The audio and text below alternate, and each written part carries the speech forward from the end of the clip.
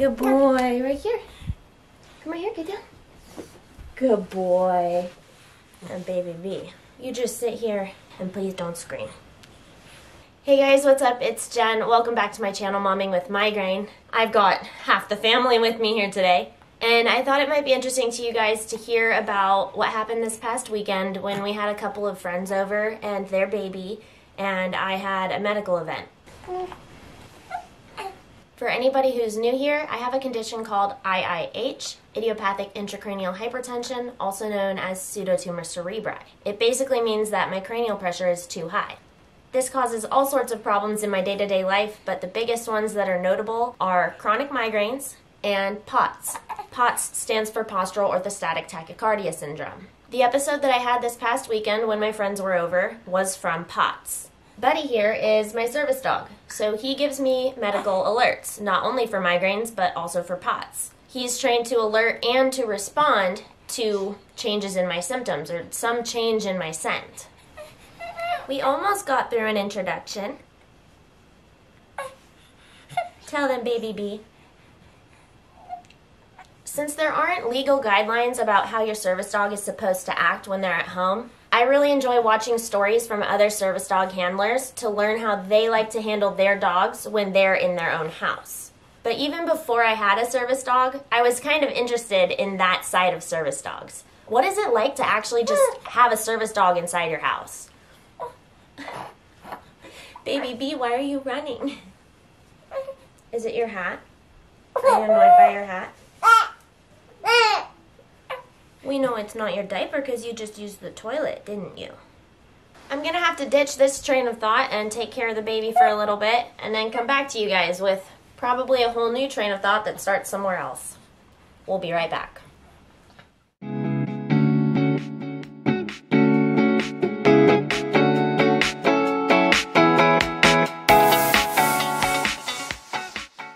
Alright, it's the same video to you guys, but it's like a completely different filming session to me.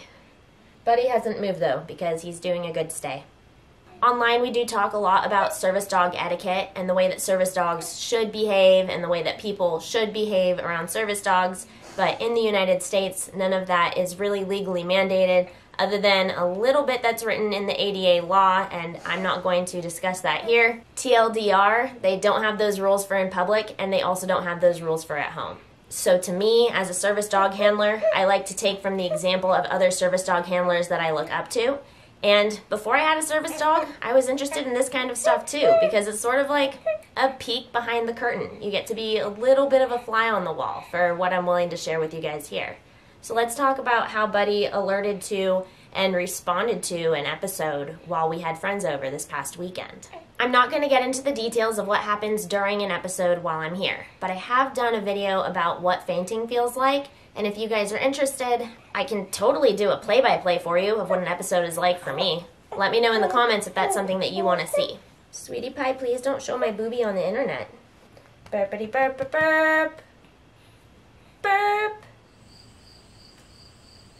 Another reason that I really want to make this, oh, there's your burp, video is that I feel like there are some unrealistic expectations in the service dog online community. I feel like handlers put a lot of high expectations on their dogs because of what we see online and the way that online makes dogs look a lot more glorified than they really are. You guys know that this video is about being at home with your service dog, and I think that especially at home, what's important with your service dog is how they alert and respond to your medical things, not necessarily exactly how they're behaving the rest of the time, because they don't necessarily need to be on duty while they're at home, if that works with your disability. So if you're another handler, here's how we do it. And if you're a non-service dog handler, here's how imperfect service dogs can be. And I don't mean imperfect in a bad way. I just mean it as in, like, you know, Buddy's a normal dog and he gets to be a normal dog too. Dog trainers on the internet, when the doorbell rings, you'll see the dog prance over to this nice bed that they have in the corner for the dog. They sit nicely at their place while the people come in and the dog doesn't get involved with the door shenanigans. And then once the dog is released, they gently go over and sit so perfectly in front of these guests at the door and wait patiently to get pet. And I'm here to tell you right now, that is 1,000% not Buddy. Guys, if the door knocks, Buddy's there. Doorbell rings, Buddy's there. We have Buddy sit and stay, and we open the door, and depending on the person, usually he'll hold the stay, but not always, because he's a dog. He's not a robot, and that person is very exciting. Do we let him get away with it? Of freaking course not, because I want him to be a well-trained dog. But he's not on duty. I'm not going to treat him like he's going to behave perfectly just because he has an on-duty mode where he does behave perfectly. If I were to do that, that would literally be putting higher expectations on Buddy than I put on myself. When I have friends over, I'm like, whoa! But when I'm working in a professional environment, I'm acting professional. Same with Buddy. Friends are over, he goes, woo! Good boy. But when he knows he's in his professional environment, which is being on duty, vest on, I tell him the cue word that means that he's on duty, then he's going to act professionally. Okay, so he's super excited. Now these friends come over, it's a couple and their baby. Buddy is so excited to see this couple. The mom is holding the baby. Buddy even kind of like jumped 6 inches off the ground in order to sniff the little baby's butt, and we had to tell him off to get his feet back on the floor. Do you remember that, Buddy? That was not very good. Because these are friends that just get him really riled up. We have certain friends he can do it around. We have some friends, a couple of friends, where he goes a little bit wild. Anyway, he settles down really quickly, but anytime someone else sits on the couch, he wants to go and sit in front of them and wag his tail and bother them. Anytime their baby is down on the floor, he wants to follow the baby around and sniff her and just see what she's up to. Meaning he's not glued to me the way he is when we're out or the way he is like right now. He's just socializing. The whole time these people are over and I'm socializing, Buddy is also just socializing. During all this, as long as Buddy is home, I'm completely comfortable holding the baby, getting distracted, getting lost in conversation, and I do trust that Buddy will stop what he's doing to alert me if something happens, because we've already built up that trust and he's shown that that's what's going to happen. But it took us time to get there. In a normal social situation, without Buddy, I need to pay attention to a lot of different factors. There are these mental check-ins that I'm doing with myself, perhaps every few minutes, every 5 minutes, every 10 minutes, to make sure that I'm keeping track of my own symptoms. I'm trying to go through this mental checklist of, have I had water? Am I hungry? Have I had enough salt and electrolytes to make sure that my blood pressure isn't going to drop? I try to remember when the last time I was around Buddy was so that I could recall how he was behaving and how he felt about me leaving, because he feels more worried about me leaving if I'm going to have an episode later. I try to pay attention to my stuttering, my recollection, whether or not I'm making eye contact with my friends, stuff like that, because these are things that I struggle with when I'm having a symptomatic day. Symptomatic doesn't necessarily mean that I'm like fainting all over the floor. Sometimes it's just these very subtle changes that I make to ways that I socialize or ways that I eat. Or sometimes it's just a tiny bit of brain fog that makes it so that I'm not very aware when I start to lose my blood pressure or when my heart rate starts to go up. And that's where Buddy comes in. Buddy somehow smells everything that's going on with me, and I don't know how, but I'm so lucky to have him. Girl, you are getting my hair everywhere. Babies and long hair don't really mix. Now, Buddy has been my service dog for 2 years? 2019, 20, 21. Buddy has been my service dog for almost 3 years now, so we have built up a lot of trust. And now, if we are in a social situation together, I don't feel like I really need to pay very close attention to my own symptoms. I do pay attention to the things that I can do to mitigate symptoms before they happen, like staying hydrated and eating a lot. But I don't really need to pay attention to how I'm feeling, or whether I'm feeling breathy or whether I'm stuttering. For those kinds of things, if Buddy's around, I get to just look at Buddy. As long as Buddy is going around and socializing with the other people, I know that I'm doing okay. That is a layer of trust that Buddy and I have at this point, but it didn't start that way. This is something that has built up over time as he has failed to miss any alerts while we had other people over. I started putting my full trust in Buddy when we had a friend over who had a dog, and Buddy and the other dog were doing rough and tumble play, and Buddy stopped and came over and alerted me and then went right back to the rough and tumble play. That was the moment where I was like, This is the beginning of the rest of my life. He's got me. I'm gonna cry. My postpartum hormones. You make me want to cry, buddy. Anyway, so we have these friends over. Buddy's socializing and playing and stuff. And then Buddy laid down and started staring at me. People who follow my stories on Instagram, you have seen me like do the slow zoom to Buddy's face where I'm like, oh shoot, I'm gonna die today. Because you can see it in his eyes. It's almost like he's begging. He's like, I like to joke that he doesn't want to break it to me, and so he's just looking at me heartbroken, like apologizing ahead of time that this is going to happen. But Buddy does kind of withdraw himself from the social situation and get really focused when it's about to be time to respond to something that's going on with me.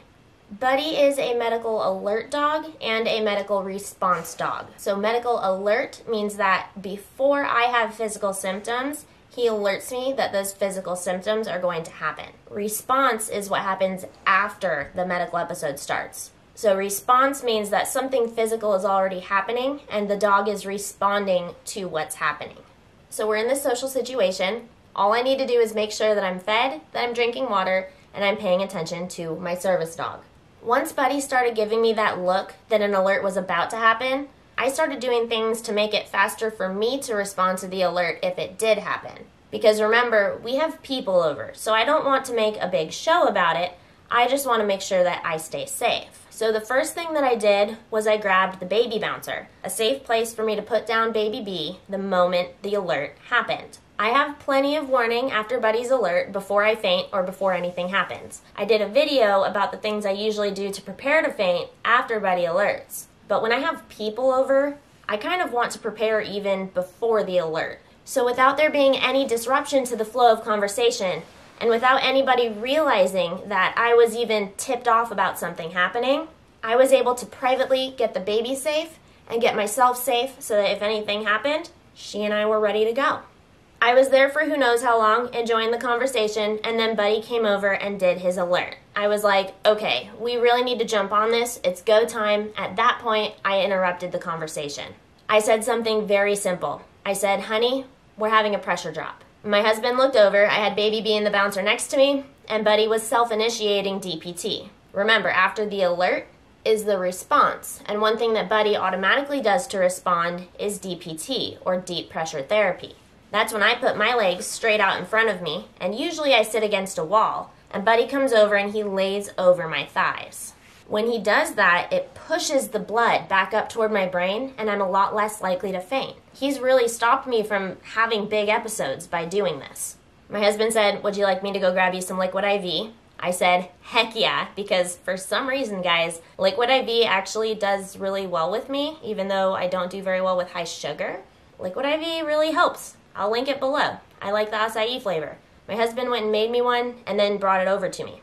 When it's convenient, I also like to put a pulse ox on my finger, the thing that shows what your oxygenation is and what your pulse is. And I use it just so I can see the pulse in real time. Because usually when your blood pressure drops, your pulse does try to increase a little bit. Or for me, sometimes I will have the increase in pulse right before I have the decrease in blood pressure. Like right before I start to actually faint. I haven't done a ton of testing yet with my pulse ox because it's still very new, but I've had it a couple weeks and I'm excited to experiment with it more and see how it goes. I just don't faint that much anymore ever since I started POTS care, so I don't really have a big sample size.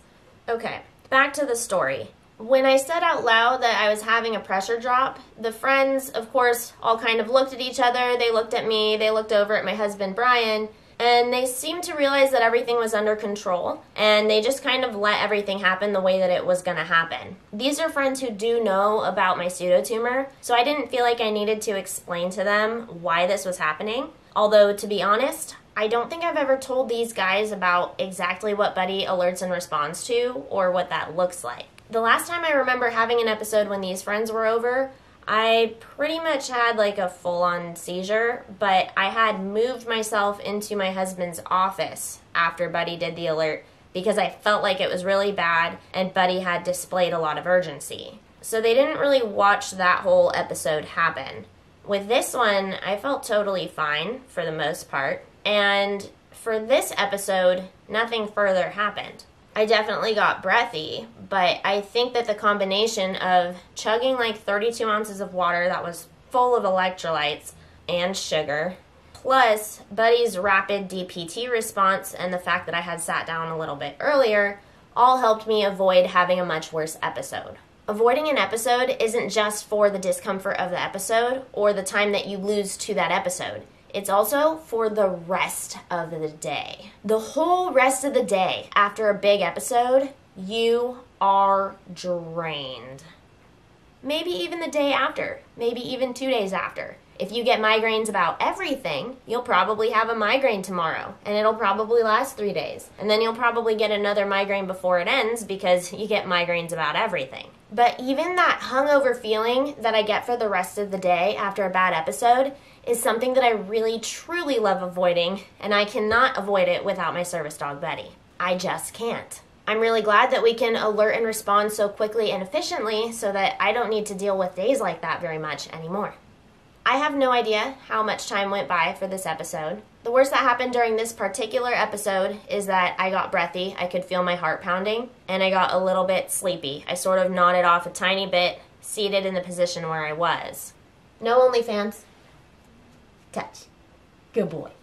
With DPT, I'm pretty much never the one to call it off. I just wait until Buddy decides that it's time to call it off. Because if I call it off too early, Buddy won't get up no matter how much I beg him. And if I don't call it off, then Buddy is like, why are we still sitting here? And he wants to get up. So again, this is one of those things where we've just built up trust over time. I started just not making it an implied stay whenever I told him to do DPT. And he started self-regulating the on-off process if I don't take charge of it. Buddy's actually not a very cuddly dog, so he does not want to stay in DPT if he doesn't have to.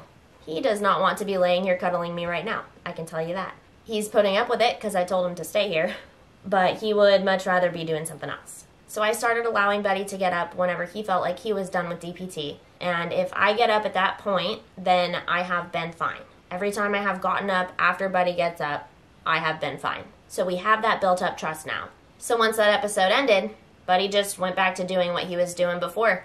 Screwing around, bothering people, sniffing babies, wanting to go outside and then inside and then outside and then inside again. You know, normal dog stuff. I never know how to end these dang videos, guys, but you know, the usual. Hit like, subscribe, comment with the rules for your service dog when you're at home, or if you're not a service dog handler, let me know if you've ever been around a service dog at home, and let me know how their rules differ from Buddy's. This isn't about making comparisons. This is about shattering stereotypes and letting people know that the way a service dog behaves at home, in its own home, or in a social setting, in a casual environment, is not indicative of how good of a service dog it is out in public. What makes a service dog is what it can do for its handler. I'll see you next week. Where's my remote?